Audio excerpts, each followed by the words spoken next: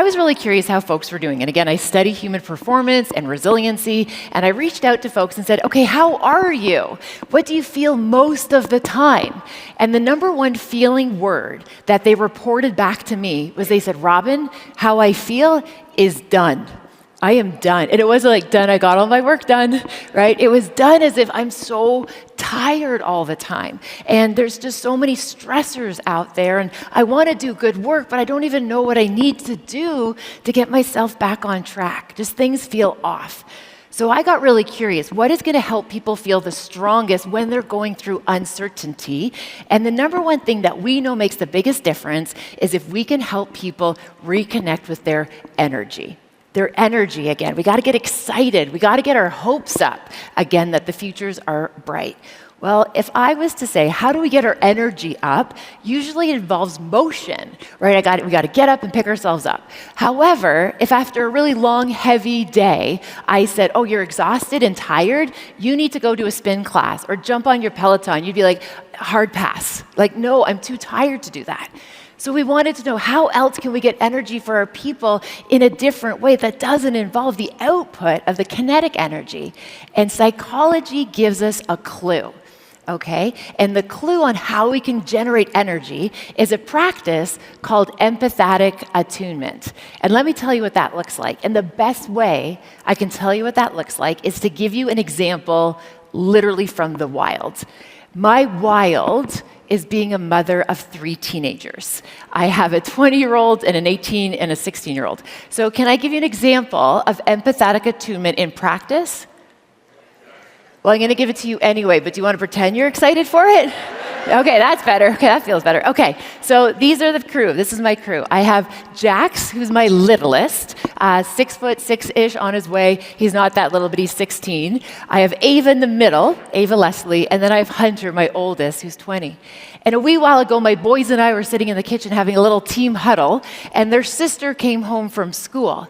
Has anyone ever seen an 18-year-old girl in a mood before? Yeah? Yeah, I feel like you're like, yes, yes. So I turned to the boys to suggest you better give your sisters some space, but the boys had fled. They already left. And now I'm standing there with this really dysregulated teenager. And in that moment, I said, Ava, do you want comfort or solutions to whatever this is? And she said, Mama, what I want is you to sit with me right now and hate math as much as I do. And I said, I got you, sister, yes. So we sat down and we commiserated about what was wrong with the math curriculum until I noticed she started to settle. And I said, Ava, what happened today? Why were you so worked up about math? And she goes, Mama, I was in English class. And the teacher said, Ava, what is the last book that you read that made you cry? And she said, calculus. I know.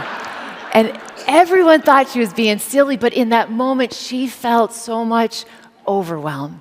And we feel overwhelmed when we are alone in a big feeling. But as soon as someone shows up in our world and says, hey, do you want comfort or solutions? You do not have to walk this alone. What happens is the body interprets that support with the notion of possibility. And as soon as our body feels the possibility that we can figure this stuff out, we all of a sudden get the energy to do just that. Now, another idea that we talk about and how we think about this work about resiliency is the fact that we're going to have those days where we feel overwhelmed. We're going to have those days where we do feel like giving up. And again, doing research in this area for over 20 years and teaching at the university level for 20 of those years, the question I used to ask was this: why do some people give up when it's hard and other people will give up and get up? What is that difference? And at the time, a lot of folks were talking about grit and hardiness and toughness. And they said we just have to be stronger to navigate what comes our way. But then I got to go into the world and met some of the most resilient people on the planet. And when I saw their stories and talked to them, they would say so often, Robin, I don't feel very strong. I don't feel very gritty. Yet somehow they were able to persist. And when I asked them, how did you do this? The number one response that I would hear back was so powerful. I did it because life didn't give me another choice. I did not ask for this. I did not sign up for it, but I knew people were counting on me.